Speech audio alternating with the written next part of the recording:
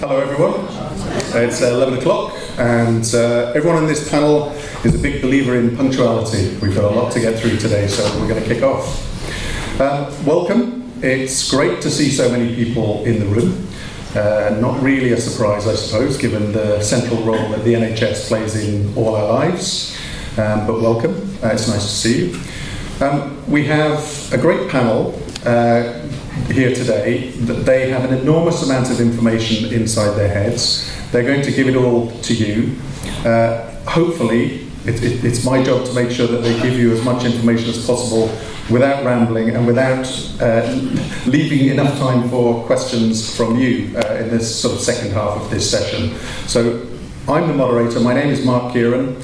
I am not an expert in the NHS. I'm here simply to keep control of these great minds and make sure that the information flows as it should be. My day job is running Open Britain, and our mission there is to make sure that democracy works for everyone. So I see democracy and the NHS as two very important subjects all the time, but particularly when we have a new Labour government in power, it's important that we bring these two things together. We understand how ordinary people can express their views on important issues like the NHS and how those views can be expressed properly and we can ensure that they are listened to and responded to. So I want to allow the panellists to introduce themselves. It's always best to hear the introduction from themselves. If I can start with Mark Thomas. Hello, I'm Mark Thomas. I'm from the 99% organisation which Anthea mentioned. It's a slightly unusual organisation because it is literally all volunteers. So there are about 4,000 people. We haven't got a single salaried employee. Nobody gets paid at all. But we have, because of that, been able to assemble teams with a remarkable diversity of expertise. One of those teams has been campaigning for a couple of years now in support of the NHS, and I'll talk more about that later. Thank you, Mark. And Rupal Shah. Rup.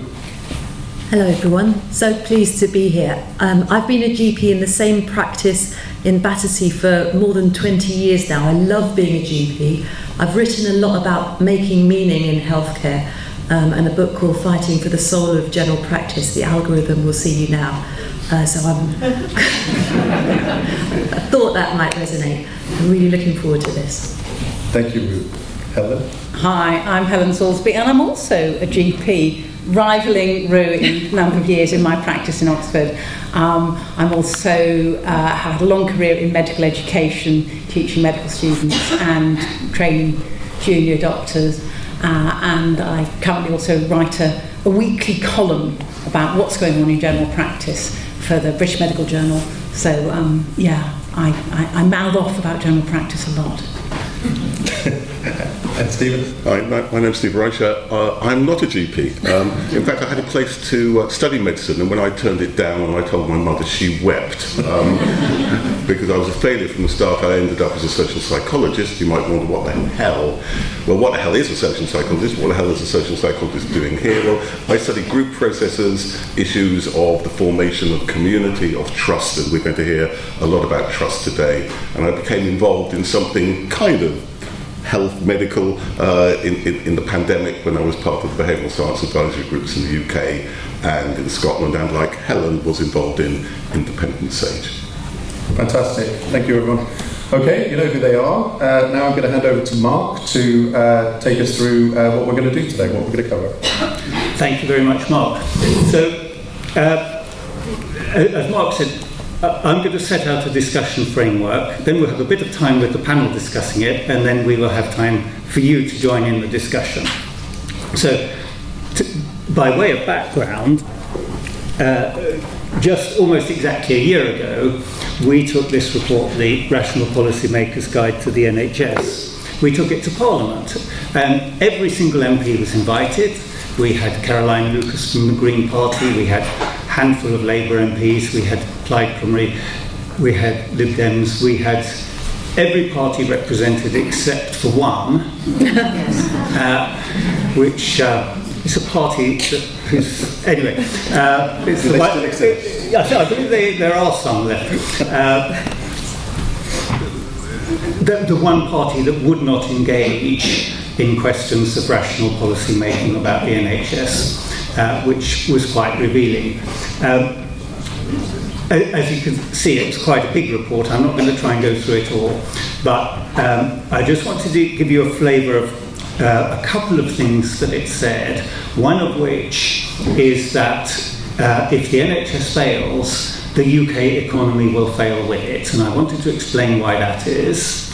And the other one is quite how delicate the state is of the NHS right now. So today, or yesterday I suppose, we have a new health secretary, and we are all hoping that the new health secretary will tackle the challenges in the healthcare system rationally. One of the things that we want to talk about is how careful that new health secretary will have to be, not inadvertently to make things worse. So I will just quickly go through a few slides just to set the scene. This one many of you will have seen before. Could you just put your hands up if you have seen it before? Okay, most people haven't, so I'll just quickly tell you what it is. It's from the Commonwealth Fund, which is a US-based organisation which does probably the most comprehensive benchmarking of healthcare systems. And this is from their report, which they published in 2013, but a lot of the data was from 2010, 2011. So this is before the problems in the NHS. And you can see that there's one healthcare system there which has scored best in the world overall and on most of the individual categories, and that was the NHS. So in the early 2010s, the NHS was, by some margin, overall, not in every area, but overall the most successful healthcare system. You're here because you know it's struggling now, and I wanted to explain how we looked at that and what the implications are of that. So we looked at it by trying to understand the interactions between healthcare and the economy. We're always told that the NHS is very expensive and the UK economy can't really afford it. So let's just think about that. What is the economy? Well, actually, of course, the economy is driven by people, and very specifically, it's driven by almost entirely healthy people of working age. So if you have a bigger, healthy working population, you can grow the economy, and conversely, if you don't, your economy's at risk of shrinking. How do you get a healthy population? Well, you have to, among other things, you have to treat people who are unwell, and if you don't do that, then you end up with more people dropping out of the workforce. How do you treat them? Well, you need capacity to treat them. There are physical things that you need. You need doctors, you need nurses, you need hospitals, you need beds, you need various bits of technology. And in order to have that capacity, you need funding. And in order to provide the funding, you need a strong economy. So that is a self-reinforcing cycle. If anybody wants detail, you don't need to photograph the slides because you can download, I'll put a link at the end to where you can download the whole report, which has all of this. There's much more that I won't go into. So that's what's interesting about that is because it's self-reinforcing, if you get it right, you get a virtuous circle where your economy grows. That makes it easier to fund your healthcare system. That means you've got a healthier population and that helps your economy to grow. It's a virtuous circle. But conversely, if you get it wrong, you create a vicious circle, and that's the first danger signal. Now, there are a couple of other danger signals, so that's the same picture, I've just squeezed it to make room for the next one. Many of you will have heard of Sir Michael Marmot's work on the social determinants of ill health, I should imagine. In a nutshell, what he said was, if people are suffering from deprivation, that has profound effects in terms of things like the quality of your housing, the quality of your diet, the stress that you're under, whether you're in a position to take exercise. In other words, it has profound impact on the things which keep you healthy, or conversely, the things which make you unhealthy. So the more deprivation you have, the worse these lifestyle factors become, and the more people need treating. And so that again becomes a self-reinforcing cycle. If you tackle poverty, you tackle those problems, you reduce the load on the healthcare system, you have more healthy people in the economy, and the economy grows. And again, if you get it wrong, which we have at the moment, you've got a second vicious circle operating. And then the third thing is prevention. What we know is that if it's well targeted and up to a certain point, every time you spend £1 on prevention, you can save the need to spend £4 on cure.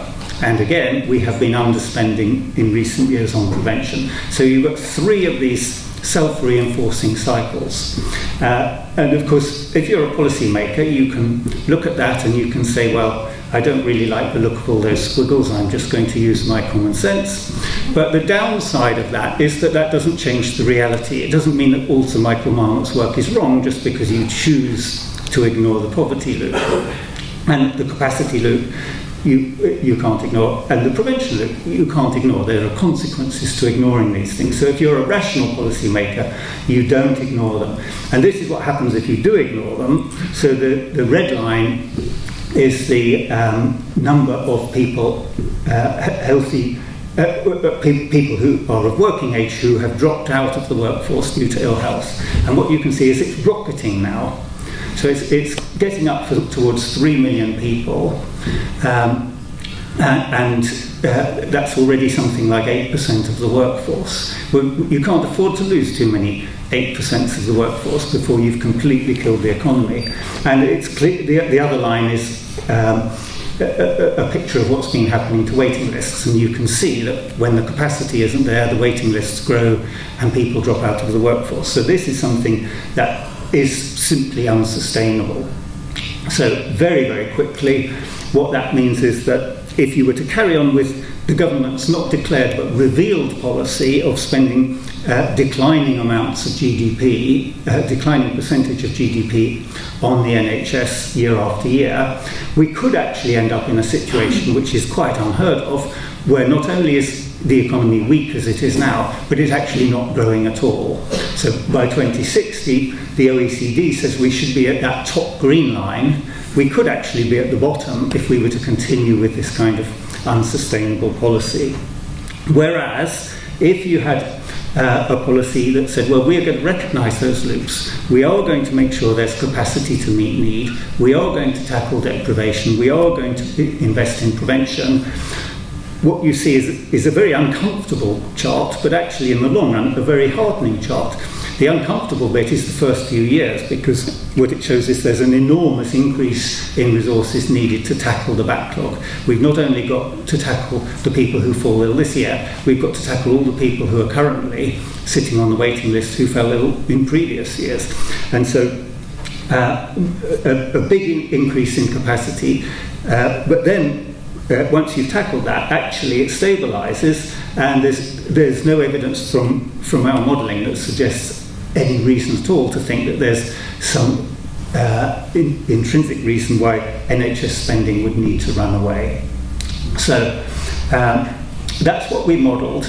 There's one thing which is very important that we didn't model. So we've looked at people from the points of view of taxpayers and patients. There's another group of people which is very, very important, which is the people working in the NHS. And particularly since COVID, there's been what we call the overload loop, where you haven't got enough people to do the work, morale suffers, that's exacerbated if you give people real terms pay cuts, and then experienced people leave, which further places an enormous load on those who remain, and that is a very, very delicate thing.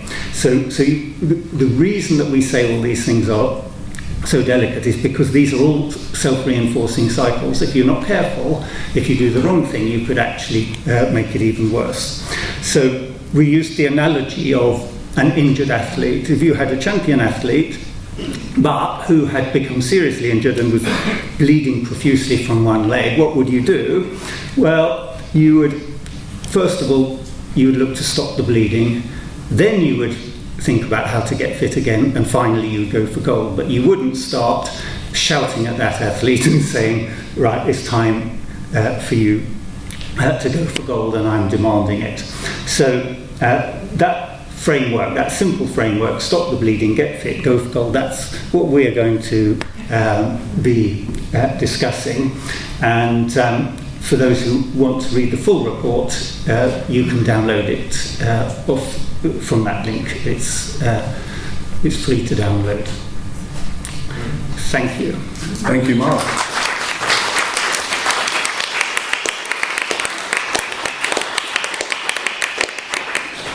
I'm always in awe of how Mark makes very complex things appear very simple. It's great for someone like me who doesn't understand it all.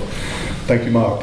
Okay, Ru, let's move across to you. Do you want to say anything in response to that? No, it completely resonates, and I think that idea of allowing the athlete to heal is very important. You know, I think as a working GP, we're inundated every year. I think Helen might back me up on this, with new targets, new incentive schemes. Let's now do this and this and this, and you're kind of like a headless chicken, sort of running around trying to do all of this. And actually, we need to pause, I think, and think about meaning in healthcare. What are we trying to do?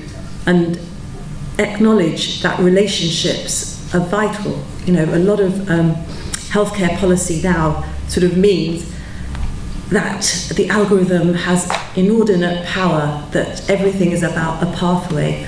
I think that what the NHS is doing is we're modelling on taylorisation, of trying to reduce everything into its component parts, and the idea that efficiency increases if you tackle each of the component parts. And I would say strongly that's not true.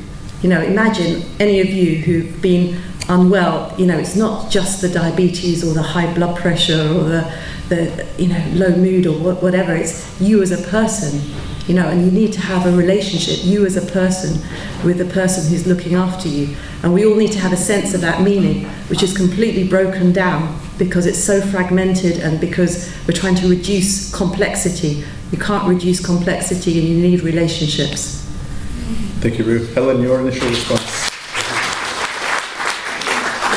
Absolutely agree with Ru on that. There's a big push at the moment to try and divide up what doctors have originally done and make sure they're only working at the things that only they can do.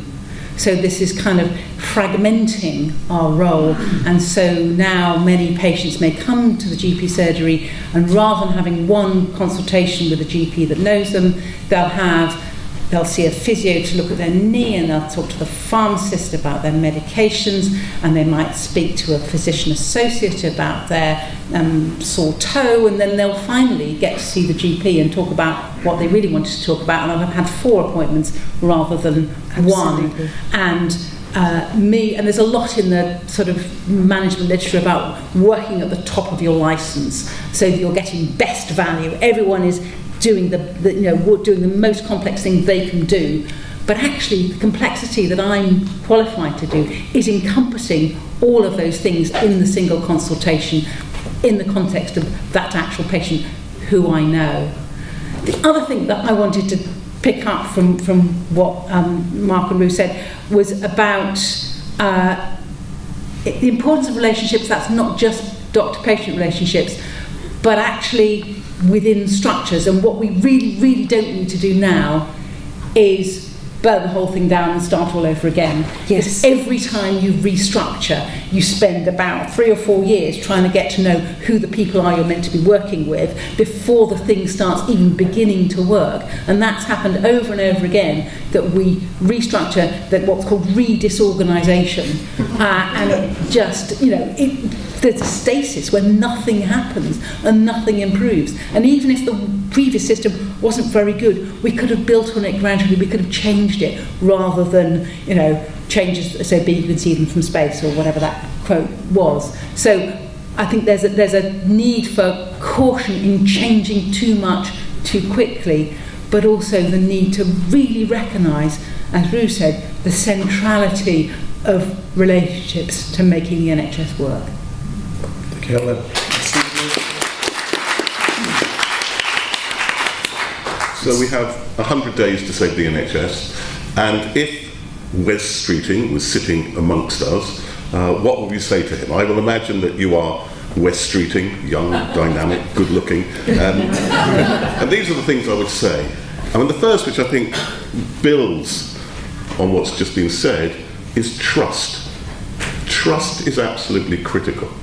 One of the legacies of Thatcherism, which was perpetuated by Blair to some extent, was the notion that the professions are the problem. If you want to completely restructure the world, the professions stand in your way, so the professions become a problem. You stop trusting them. You impose more and more surveillance on them because you don't trust them to do the right thing. So you spend so much bloody time showing you're doing what you're doing that you don't have time to do it in the first place. And the first thing I would say is trust the doctors. Trust those who are doing it. That's the first thing. And the second thing is the issue of trust between the practitioners, the doctors, and patients. One of the biggest problems is that when you look at, do people take the medicines they're given when they go to see the doctor? About half don't. About half don't. And the major factor is lack of trust. People think, well, were they just fobbing me off with drugs and they're not really important?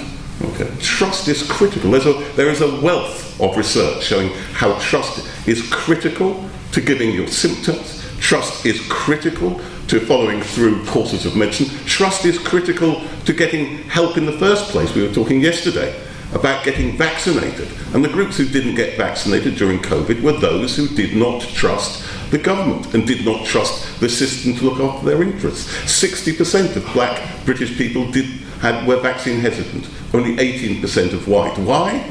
Well, simply because they did not trust that the NHS was acting in their interests. So trust is a critical commodity. And anything which gets in the way of trust, the notion of efficiency, which undermines trust, is not efficient. So if you say, oh, well, we don't need continuity of care, we'll just slot you in with just anybody who's there, well, yes, you might see more people, but you might not get the symptoms of them, they might not follow through courses of medicine, you're wasting your time. So trust, and don't undermine trust. And any changes you make must be about trust. And finally, the fundamental thing about the NHS is it's ours. It's our NHS. It is of us and for us, which is why we trust it. During COVID, there was a sense that it would be far more efficient with track and trace of contacts, if you're ill, to put it through telephone call centres, right, where somebody calls you up and says, give me all your contacts. But to tell somebody about the intimate details of your life, you're not going to trust them. Good old-fashioned, what used to be called shoe leather epidemiology, going and knocking on people's doors and talking to people from someone they know and trust, was about 7 times more efficient in getting contacts. So a fundamental aspect of the NHS being public is we trust it, which is what makes it more efficient, and that is undermined if you turn it into a commercial relationship. So Wes, trust is my first point.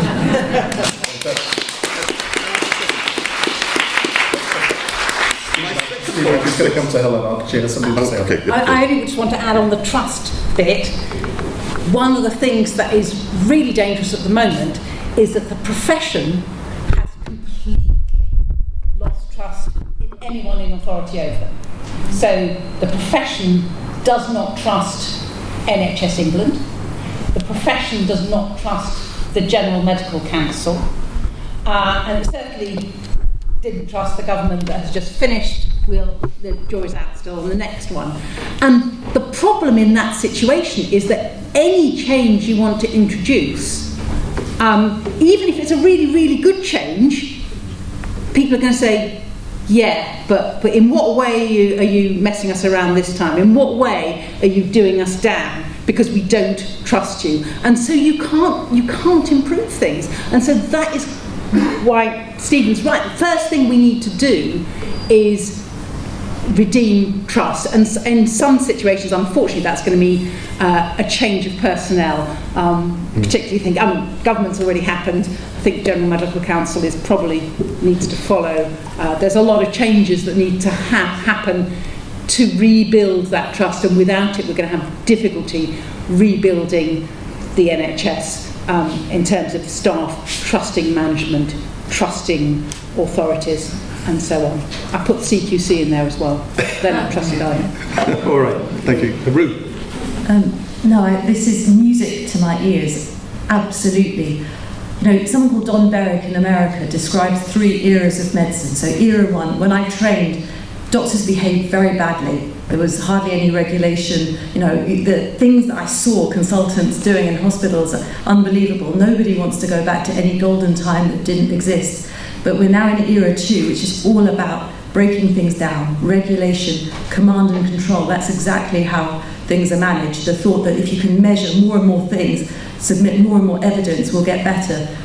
We're not going to get better. And John Berwick suggests we need to move to an era 3, which is informed by values. It's a moral era where we're thinking about what we're doing and why we're doing it. And trust is key. I just can't agree more that without it, it's hopeless and it's not efficient. The metrics we use to measure efficiency are very flawed. Thank you, Ru. Yeah, an important point within the NHS context and in everywhere else. Democracy, part of the problem we have with politics these days is we live in a world where people are driving wedges between groups within society, and that has an impact of breaking down trust. One of the points made, Steve, you were going to make a second point.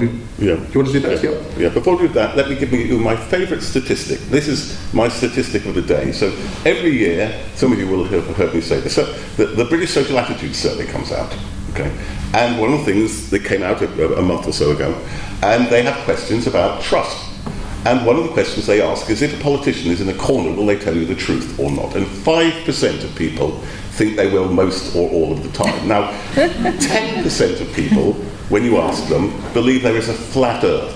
So twice as many people think there's a flat Earth. Then that's the problem of trust that we have. Okay. My second point was, to adapt the old joke, if people ask me, what do you think about the NHS? My response would be, it would be a good idea. Because we've never had a national health service. We've always had, I'm not the first to say it, a national illness service. And it's a very good national illness service. The telling thing I thought from your first slide, Mark, is we were, when we were properly funding it, top on everything apart from healthy lives. Yes. We were just about at the bottom. Okay. And the biggest changes in health in the 19th century was clean water. It was a sewage system. The sewage system did more than virtually anything else. In the 20th century, banning smoking in public places saved so many lives. Public health is absolutely critical. And I often think that our health service is a bit like, I probably shouldn't raise it because it's so divisive, but at the moment sending bombs to Israel to bomb Gaza and then sending a little bit of aid to deal with the consequences. We are creating a fundamentally unhealthy society in virtually every way, and then we load it on the NHS to pick up the pieces. And I just want to use one or two examples to show how ridiculous that is. Okay. So for me, one of the biggest scandals during COVID, it's hardly ever spoken about, was the fact that when it came to violations, of COVID regulations, it was entirely done at an individual level. In the first year, well over 100,000 people were fined for breaking COVID regulations. Far more black people than white people, far more poor people than rich people. When it came to unhealthy environments, when it came to the health and safety executive, do you know how many prosecutions there were in the first year? Zero. Zero, because in part they gave up on visiting workplaces and phoned up. Are you breaking the law? No, fine. And they did nothing. And of course we know that the environments are critical. Clean air, right? Clean air is as important for the 21st century as was clean water for the 19th and 20th in our country. It's still a big issue, of course, elsewhere in the world, as we know. And clean air isn't only about health, right? Clean air improves productivity. Right? The Royal Institute of Engineering did a cost-benefit analysis, reinforcing what you're saying, that if you put in ventilation, you make about 3 times as much as you spend by increased productivity. Cognitive ability, okay? Cognitive ability is about 20% better when you have good ventilation and clean air, right? We create learning environments which stop you learning. It explains why they talk about the stuffy corridors of power, because that might explain something about their decision making. So clean air is absolutely critical. Now, I acknowledge there are all sorts of issues, and I'm certainly not going to suggest that it's the doctors who have to deal with these things, but we need a joined up national health service which sees things like clean air as a health issue, which sees the health and safety executive as part of a healthy society, which looks at accommodation. Because once you start looking at these things in a health rather than simply sort of an abstract economic context, they become fundamental rights to decent accommodation. We change the dynamics of blame, so we stop blaming people and acknowledging how they are put in circumstances which make them ill. To have a reconceptualization of health and work towards a genuine national health service. The thing I would say to you, Wes, which you're sitting there, is that if you want to be remembered as the Nye Bevan of the 21st century, give us a national health service.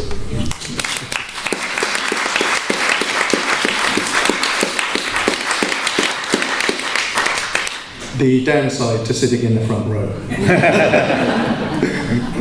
Thank you. Mark, you... Yes, I just wanted to pick up generally on what everybody's been saying, but very specifically something which Ru and Helen were saying. So the general point is that I think everybody on this panel at least feels that there is a change in mindset needed. It's not just some detailed tweaking of policy, it's actually a change in mindset about a much more holistic but also much more people-centred way of looking at the NHS. And very specifically, one of my concerns about what Wes Streeting may or may not do is that if he is too target-focused, he's been talking about using all the spare capacity which exists in the private sector in order to get waiting lists down. Now, that's not something that we modelled in this first part of the report here, but we are actually doing a joint project with Edinburgh University to model what happens if you try to get the waiting lists down in ophthalmology using these same techniques. And the model isn't finished, so I can't be sure, but I think what's going to come out of it is that any fool can get waiting lists down. The way you get waiting lists down is you deal with very large numbers of very trivial issues and you leave all the difficult issues on the shelf. Now, if you look at ophthalmology, there are cataract factories, which are private sector organisations which churn through very large numbers of very simple operations very, very quickly.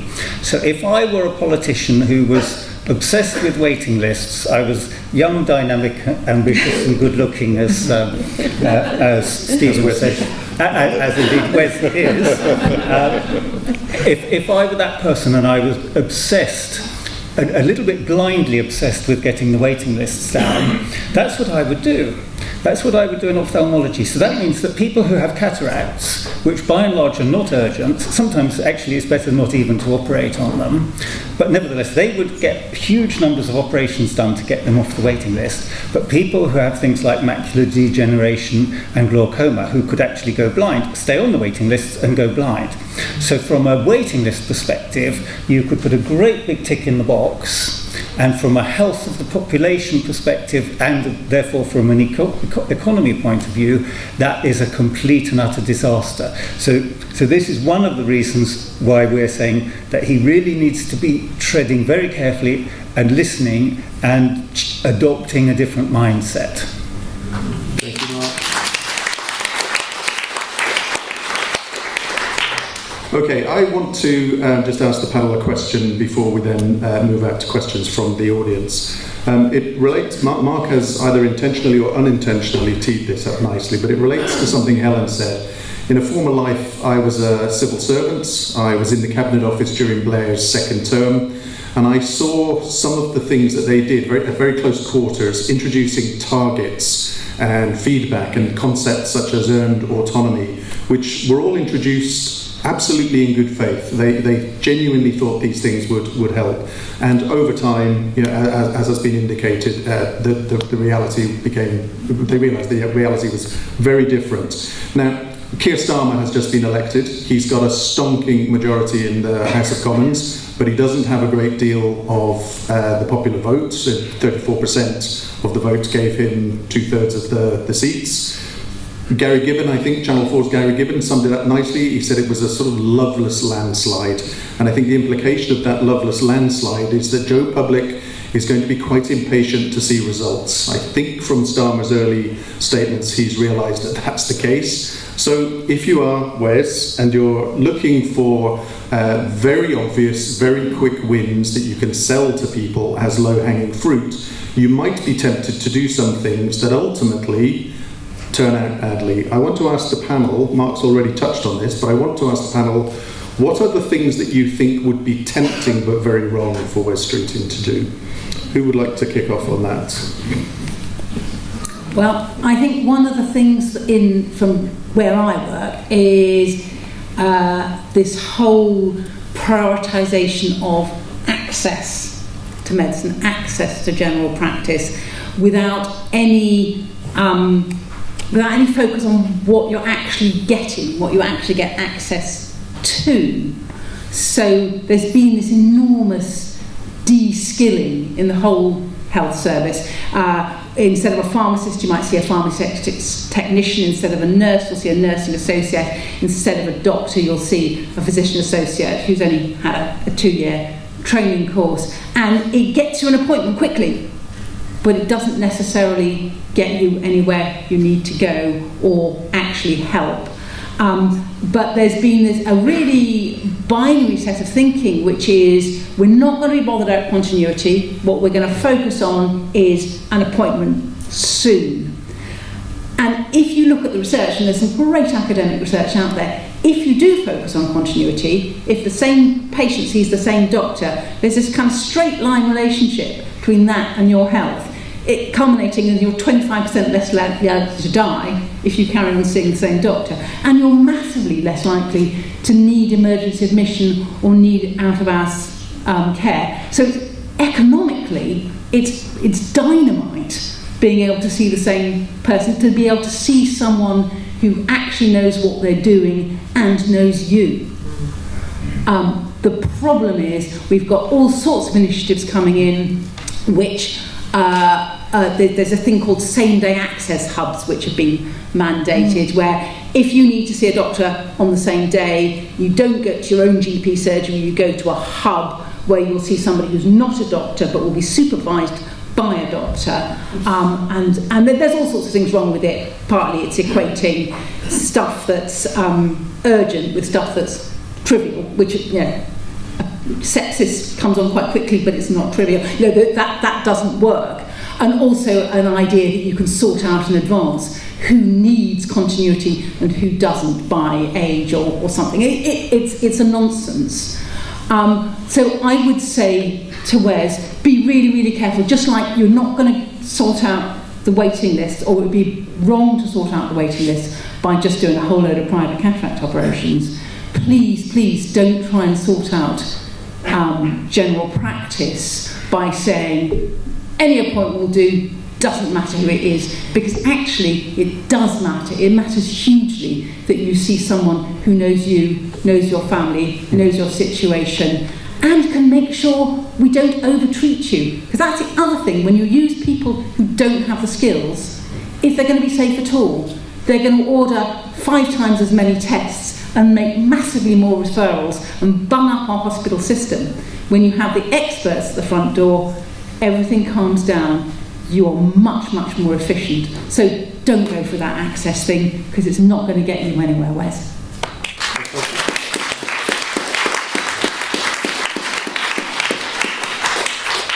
Ru, are there things that you could see that I think you need to take a view of the system as a whole. So it's very tempting to introduce kind of individual schemes for one disease category, for example, or without taking into account the effect on the system as a whole. There's a wonderful metric called clinician time needed to treat. So Minna Johansson in Sweden, who works with Cochrane, devised this metric with Victor Montori from America, and something like it would take 27 hours a day to implement all the nice guidance. And you know, a lot of these kind of very attractive, shiny, fantastic sounding things, you need to treat an awful lot of people to make a difference to one particular person.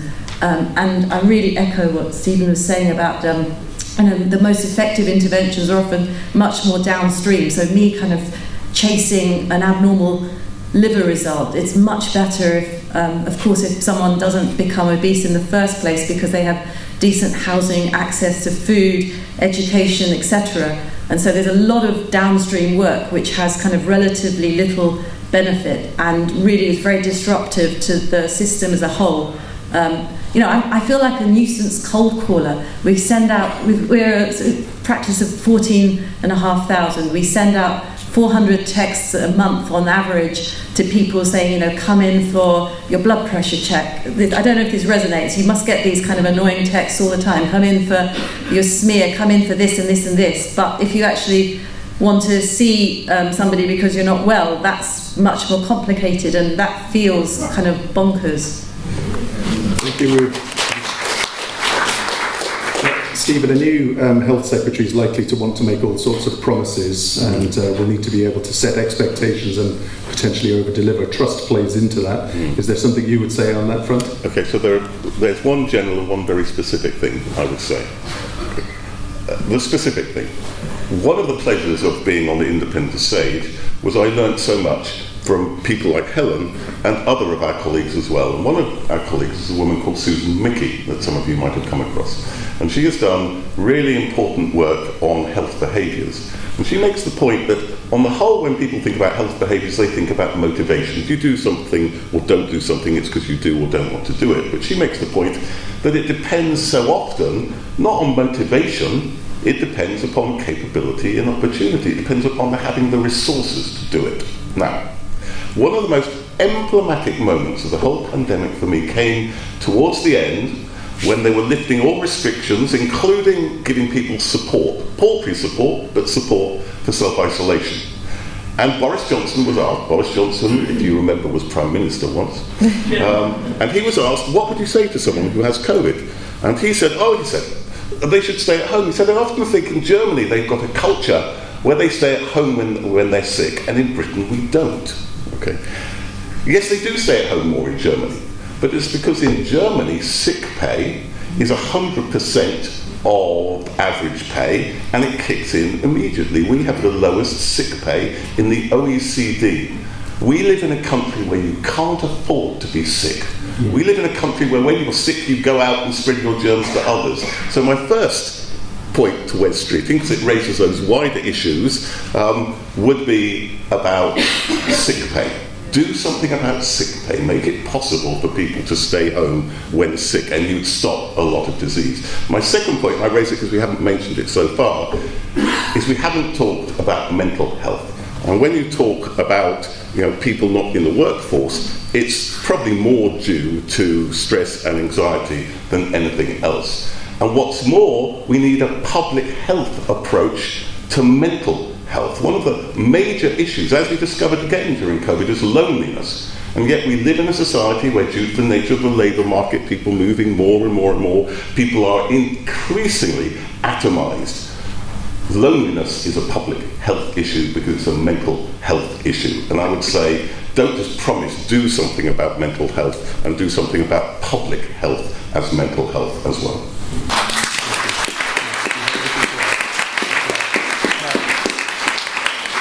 I hope you're writing this down, Wes. I can't. He's got a very good memory.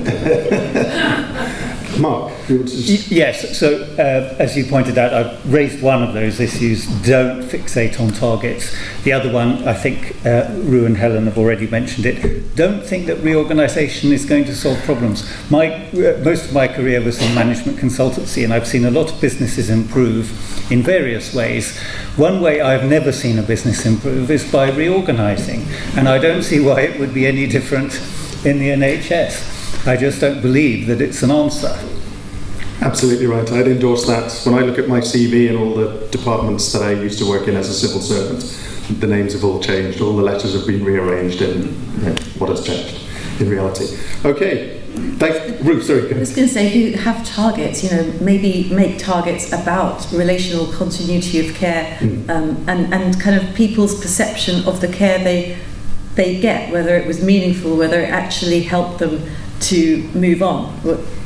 So I think those kind of metrics could be useful, and we'll adapt as GPs. We adapt to whatever however the payment structures work, because we have to. We're small businesses, and I would suggest that much more weight should be given to that. Metrics that matter. You can write that one down. Okay, we've got about half an hour left. I think that's a good opportunity to move out to the audience. The gentleman with the white shirt was first with his hand up. Can we go there first? Thank you very much. I agree with pretty much all four of you have said. I'm a recently retired intensive care consultant and I've worked these days.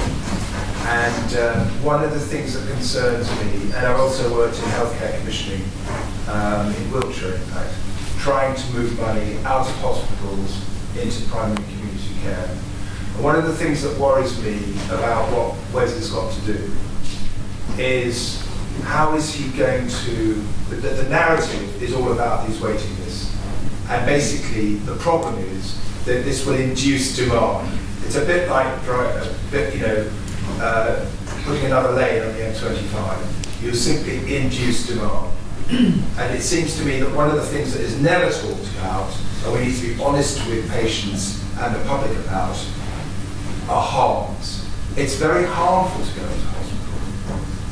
You're more likely to die if you go into hospital, not just because you're ill, but because you're going to become disabled, immobility.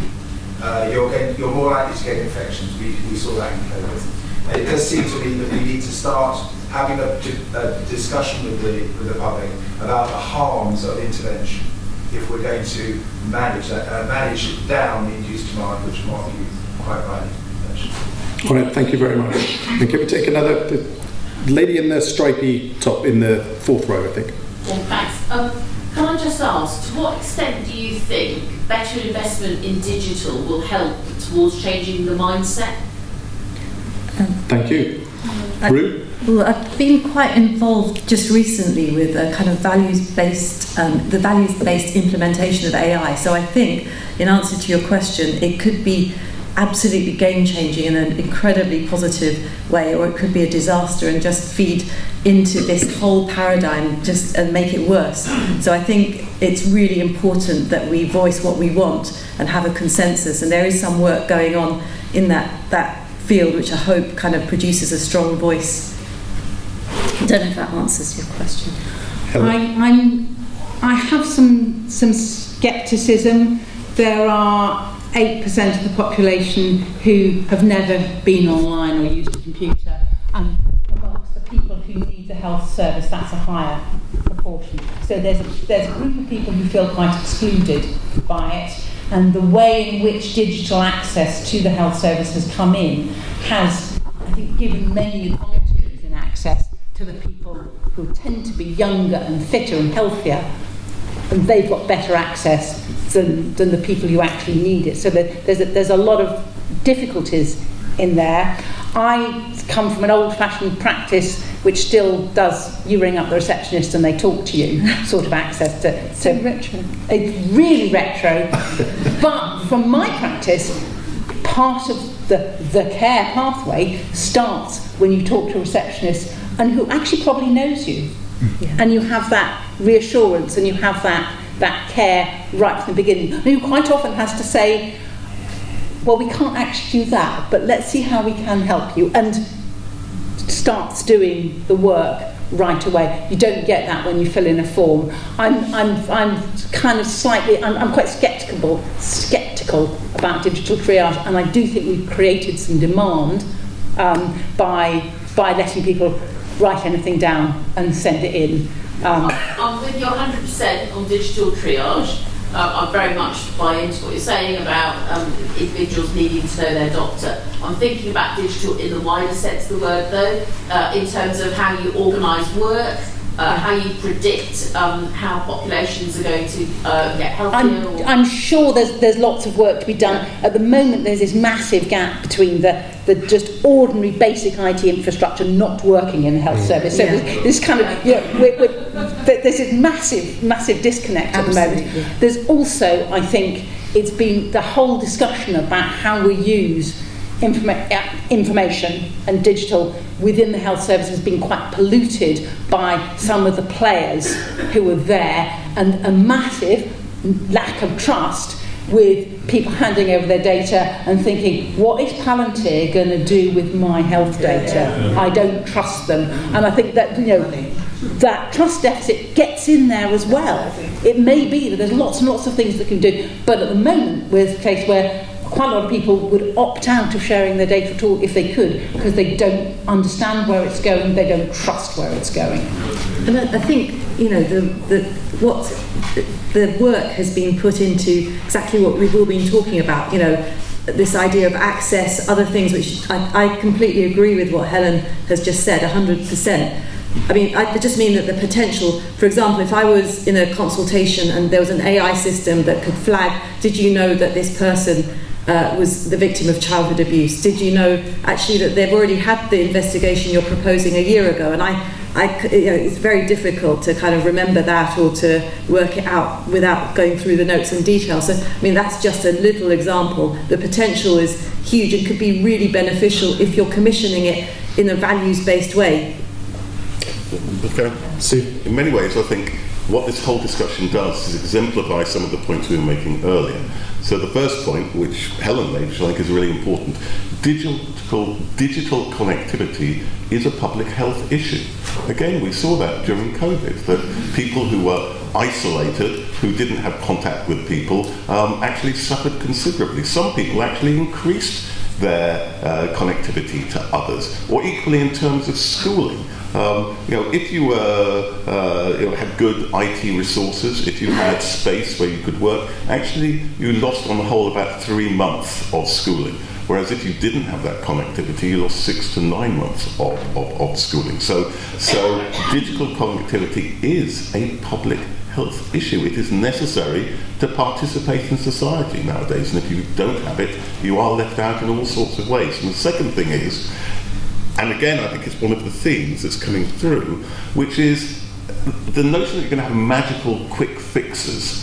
Okay, the AI will come over the hill like the cavalry and save the world is not true. You've got to look at them within this broader framework, of building relationships and building trust. And you've got to look, not that AI is the solution, but how does AI relate to those fundamental parameters? And it can be used in ways that helps because it frees up time so you can form relationships, or it can be used, as we all know, painfully when trying to get hold of our bank or whoever else, that it can fundamentally disrupt human relationships and cause more problems than it's worth. Thank you. I wonder, do we have a response to the points made by the gentleman talking about the intervention, getting into hospital, things like that? About from the IT consultant. The first point. I think it was about creating demand. Was that what we? I was really I loved what you said, because it's not a conversation that's easy. There's lots and lots of harms of excessive medical intervention, so it's really not the case that more is better.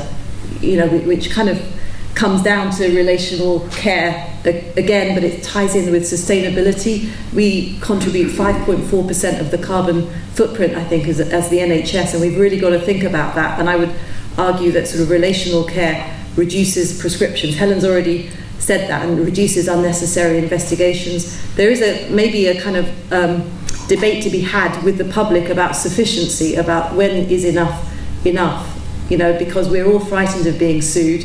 We have a very medico-legal kind of set of lenses on, and that's a wider conversation, because I can't do that as an individual clinician. I don't think without it would be very risky to do that unless I know someone incredibly well. Helen? I think there's also some really interesting questions about equity and equitable distribution of healthcare. And one of the things that needs to be distributed is our time as doctors. And when I'm in a consultation with somebody, I will, of course, give them my full attention and try and help as much as I can. But I can't help but bristle a little bit when I know there are people with heart failure waiting to see me and somebody wants to have a very detailed conversations about bioidentical HRT, and I kind of think, actually, I didn't have these conversations years ago. This is taking up huge amounts of my time, and maybe on a grand scale it's not the health priority of the nation. I'm going to probably get a lot of kickback on that, but nevertheless we are doing so much more, and maybe we need to think about a little bit of prioritisation about what we do and how we spend our time as doctors, because we know that there are people, particularly, we have a very, very poorly spread supply of doctors across the country. If you live in a deprived area, there are fewer doctors. You're less likely to see a doctor when you go. You're more likely to see advanced nurse practitioner or PA rather than a doctor when you go to the GP surgery. And there just aren't enough there. You will be less well served, even though you are more likely to be ill. And we desperately need to do something about equity and getting the serious medicine to the people who really need it, and we're miles off that. So Wes, that is absolutely a target. All right, we have some hands at the back, I can see. In the middle at the back, dark top. I'm afraid I can't see any more detail than that. Yes, you waving, yeah.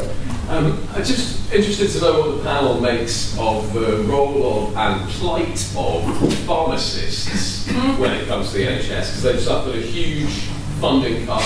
We're losing somewhere in the region of 10 pharmacies a week around the country, and there are, similar to Mark's point about £1 spent at the NHS saves £4 in the economy. £1 spent in a pharmacy saves £20 elsewhere in the NHS, according to a study that was done a little while ago. I just wondered what you make of, again, the role and the plight of the pharmacies at the moment. All right, and another question? Lady here in the second row. I've actually got two. Well, give us one. Okay. So everything everyone's been saying, in terms of this, is there an organising committee, I mean, excuse my ignorance, but is there anybody actually lobbying to provide Wes with this very logical manifesto and strategy? That, because everything, I think we're all agreeing with what you're saying. You are the experts, you've kind of got the data to back it up. He needs some help. How is that manifesting, if it's manifesting at all? All right, thank you. We start with that one. Mark? Yes. Well, you hear it, Reece?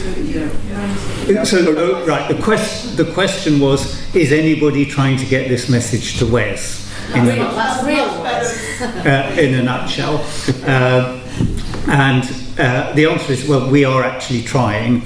So I mentioned that we took the report to Parliament.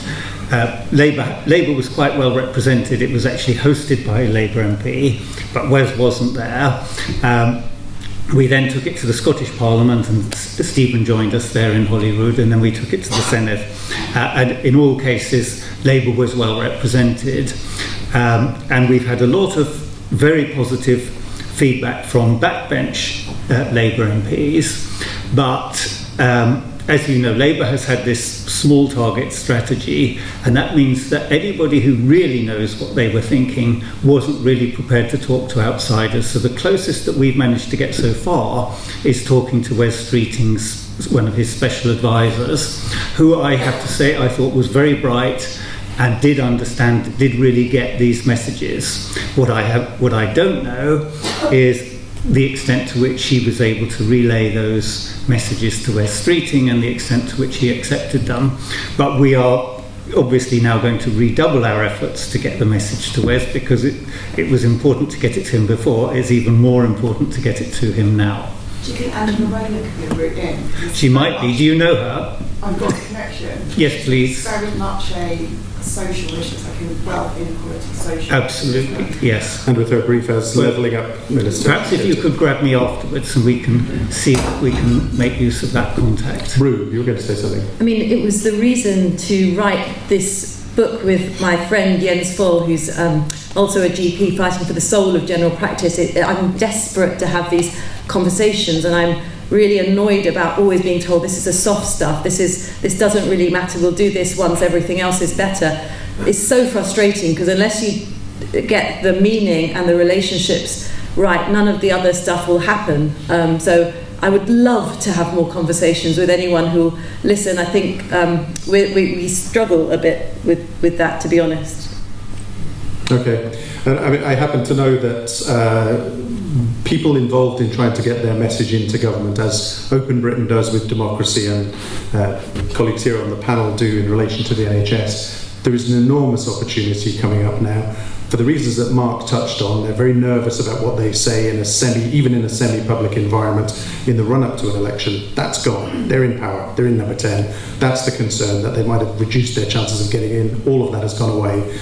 But in addition, the transition to government means that they are no longer just a political party, a main political party. They are the government, and they have resources, and they have special advisors, and they have policy officials at their beck and call. And so the opportunities to connect with that machine just multiply, and I know Mark is already working on how to do that. And I think the other group that will probably have streetings your ear quite soon, just expect to hear from the GPs at the BMA quite soon, because they're on the verge of taking industrial action, and they really want to talk to you, and I think within that group they do have, I mean, obviously a lot of it's about funding, but it's about funding so that we can go back to proper family doctor, your name GP, which you did say, Mr. Streeting, so let's keep you to that. Okay, well, right. So and the pharmacy question. Yeah. Can I get to my community pharmacies are so important. I mean, our patients rely on them all the time. They have been completely undermined by postal pharmacies, big chains who have taken up and have taken away a lot of the business. They were already getting very small margins on any of the work that they did. And what happened locally to us anyway, and I think in lots of other places, is this Pharmacy First scheme, which was designed to take weight off GPs, and pharmacists were going to diagnose this range of, I think it's 7 or 9 conditions, and be allowed to treat them. Actually, the kind of rubric for how you do that, protocols are really very complicated, and the training has not been enough, and most pharmacists would be better off doing their real job rather than being asked to diagnose minor things and treat them. And actually, I feel that many pharmacies are so pushed for time, they wouldn't have taken that service on unless they had to as an economic imperative, because they needed the money. That is my feeling. I would love it if our pharmacies didn't have to do that. We would, there may be a few bits that are sensible, like urinary tract infections in young women. Here's the standard antibiotics. There's some that work. There's some that really don't work. And actually, I don't think it's helped the pharmacies hugely that they've had to do this extra training. Not enough. Not really been given the right skills. At least not all of them. It's a mess. The communications with general practice around it are a mess.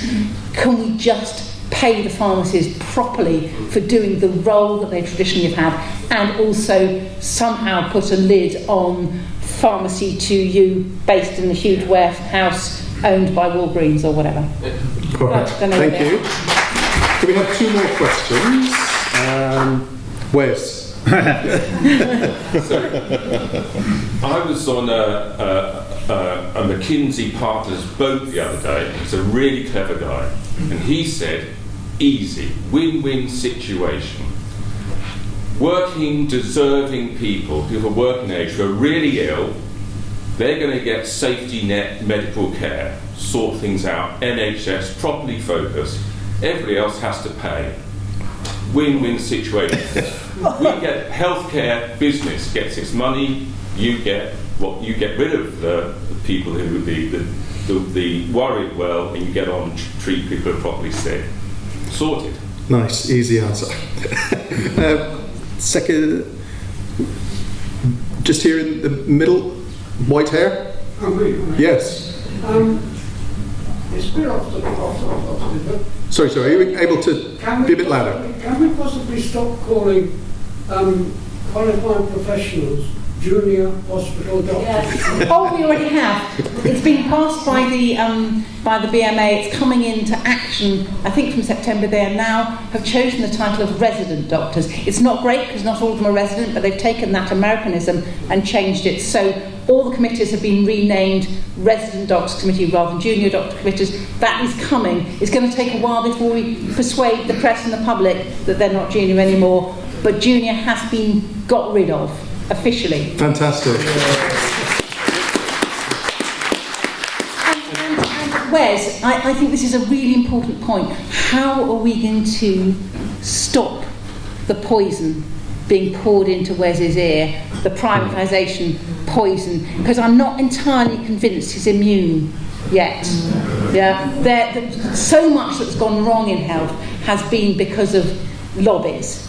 Yeah, if you look at public health, it's quite simple. If you think, if you had a clean slate, what would you do? Well, you'd do something about alcohol, minimum unit pricing. That's working a bit in Scotland. That would work. What would you do about obesity? Well, you could subsidise fruit and vegetables, and you could tax sugar and fat. Or what we do about exercise? Well, let's make all the gyms free. Let's make public transport really, really cheap and get people to walk and take. Every time you look at public health and what you could do, if you're a government, you've got some levers. Those levers haven't been pulled because of the lobbies. Yes. Yeah? So, how do we stop this government in general, and where's in his place in health, from being prey to those lobbies? I don't know the answer, but I guess that's what you two work on. But that seems to me the most important thing, to make sure that the government that's come in works for the health of the nation and not for the bank balances of the private company. Yeah.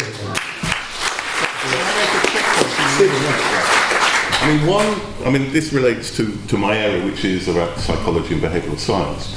The dominant behavioural science perspective in government has been that of what's popularly known as nudge, behavioural economics. You've heard of it, the behavioural insights team that was in number 10. And behavioural economics starts, first of all, from a profoundly disrespectful view of human psychology. The notion is we are so beset by biases that we can't properly think. We don't know what's in our own interest. So you can't engage with people and you can't discuss with people. You can just change the choice architecture to make it easier to do the right thing. So, for instance, you put oranges instead of chocolate bars at the checkout. But the whole politics of nudge is it's designed to ignore the shove in the opposite direction. So you do nothing about the fact that most of the foods in the supermarket are unhealthy and have too much salt and too much sugar, because that would be undermining the profits of the mates who fund you. Right? Instead, you ignore that and you do this paltry little nudge in the opposite direction. So on the one hand, they've got the wrong model of human behaviour, because human behaviour is fundamentally to do with the things we've been talking about. It's to do with a sense of community. It's to do with a sense of trust. It's to do with a sense that others are there for your own good. But secondly, they are designed to take the spotlight off what really impacts our health. So one of the things we need to do to stop that dripping of poison is to challenge the fundamental model of human behaviour, which is still there in government and still there. I've just finished with a brief anecdote. I was talking to somebody from the Cabinet Office, and they were telling me about walking through number 10 and coming across the late beloved Michael Gove. And Gove said to me, had a lot of interesting cognitive biases you come across recently, because they love this stuff that we can't think for ourselves, because it legitimates the types of politics, of paternalist politics, which they peddle to us. Great. All right, let's squeeze in. The gentleman here, the blue top. Yeah, mental health is always the sort of Cinderella of the NHS, and I just wonder how it's so broken at the moment. I know a lot of it's dealt with in general practice, but in terms of beyond that, I wonder how that could possibly be fixed. And a second question. You've had a go. You did very well. Lady on the end of the fourth row, fifth row. I declare an interest because I work for the NHS in the non-clinical. I'm one of those non-clinical managers who a certain previous government thought was a complete waste of time. One of the things I think you do need to do to fix the NHS is take a long-term view, not 100 days. Because what I do notice is all my colleagues around me look and sound and the same age as me. What we need to do is find a way to encourage apprenticeships, younger people to come into all aspects of the health service, because it is the biggest employer in Britain, but it's also one of the oldest.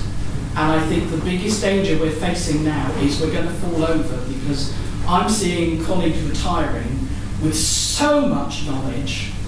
They might come back as consultants, paid at several times what they're actually worth. But what are you going to do to encourage younger people to come into the NHS? All right. Who wants to go first? Ru? I mean, with the mental health question, that's a subject really close to my heart because I see so much of it. I mean, slightly controversially, I would argue that actually downstream measures of strengthening communities, looking after people in their context is better than trying to treat them with medication when their social context is so broken. So I think social and mental health are inextricably linked, and I would love to see more resource as a society for us to look after each other better. Really, that's one thing. I mean, we have virtually no secondary care support at all. It's very frustrating. People are either too ill or not ill enough. That's kind of what I see as a GP, and so you sort of almost give up. We've got a counsellor in our practice now, which the sort of PCN funding has allowed us to do, and a youth worker who's she's a psychologist who supports people, young people with mental health problems. And I like that local model because she can build relationships, and we've got social prescribers, which I think is very helpful. And I think that's one of the good things that's come out of the most recent restructuring. So I don't know if that kind of answers your question, but I hate the idea of mental health being treated just with medication, because that doesn't feel right. Helen? I was at a talk given recently by a chap who's heads up the mental health something called Oxford Health, which does the community services mental health in our region and a bit wider. And I was quite shocked that they know that they are funded to meet 30% of the demand for child and adolescent mental health services. You think, well, if you're an oncologist and you said, we're funded to meet 30% of the demand, it makes no sense. I mean, it's deliberately underfunded. So this notion of parity of esteem, yes, there's lots of interesting questions about how you should meet that demand, but to actually know that you are only meeting a third of it is quite shocking. And in terms of managers, the NHS is massively undermanaged. There's this huge populist, we don't like managers, we just want to direct all the resources to the front line, to nurses and doctors, because they're the people who do the good work. Managers, they're just... I mean, it's rubbish. We're terribly undermanaged. We need to spend the money better, and that actually means having really good management. In my local context, they've just slashed the CCB, the Integrated Care Board staff funding by about 40%. which means they've sacked most of the people who knew what on earth they were doing. It makes no sense at all, but it's an ideologically driven, we don't like managers, we love managers, we need you. I want Stephen to just give us his bit there. Okay, so one of the most exciting developments in my field, in social psychology of the last 10 years, is what's often called the social cure, and it's the role of group membership with physical and mental health. And there are the most remarkable studies which show the power, not actually even of being in a network, but feeling yourself as part of a social group. So for instance, when you retire, if you lose 2 social group memberships, a work group membership, something associated with work, your chance of dying in the next 2 years is 16%. If you join 2 groups, I don't know, the walking group, the photography group, your chances of dying are 0.5%. There are studies on group membership and depression, showing as a prophylactic, if you become members of social groups, with one social group, it reduces your chances of being depressed in 5 years by 50%, and successive social groups add more and more. It's about 10 times more effective than the most powerful of the antidepressant drugs that we know. And the point about it is, again, if we're talking about public health, it's got to extend to mental health. And creating community, which isn't just a fancy word, it means funding community halls, it means funding people to organise, it means all those things. It's a critical intervention. The second thing I would say is many people have talked about the consequences of the pandemic for mental health, particularly for young people.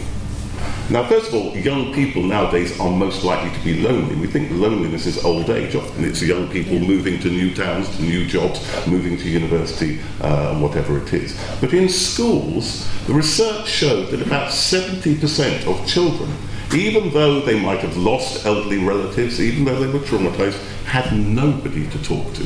Nobody.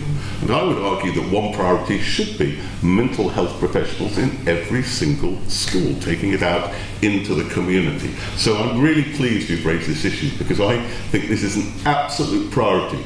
And it's the two things together. It's understanding the priority of mental health and understanding of its priority as a public health issue. And just remember, if being in a group is good for your health, and it is, then we could think of this particular meeting as a public health intervention. You're probably going to agree with Okay, we're rapidly running out of time, but I want Ru to give us her thoughts. Mark, then some thoughts on this, and then Mark, I'll ask you to respond specifically to the point about the long-term planning. Yeah. It was just in relation to mental health again. One thing that I'd really like to warn you against, Mrs. Streeting, is to think that there's a quick fix in contracting out to private companies to diagnose conditions like ADHD. There's no provision, for example, in the NHS, and so the solution is to pay private companies to make the diagnosis. And then, you know, the problem is then people are just left in the void. There is no follow-up. This is terrible medicine, and it's definitely not a solution. So please don't think that it would be. Thank you, Ru. Mark. Well, yes, just very, very quickly on the mental health thing. There's an awful lot that can be done through prevention, but there are some things which are innate. For example, neurodiversity. Both my children, it turns out, are autistic, but as Helen mentioned, the funding in CAMS is for 30% of the demand. So when they started to run into problems and they didn't know what was the cause of the problems, they were asked, are you suicidal? Neither of them said yes, and therefore there was zero help. As it happens, we were able to afford to get them a diagnosis, which is quite expensive, and now they understand that they're autistic, and they can start to develop strategies because they know what they're developing strategies for. But had we not been able to do that, they would be on the scrap heap now. And so, you know, it really is not just about providing the resources, but it does include providing the resources. The second thing I wanted to say was coming back on the long-term thing. Yes, absolutely.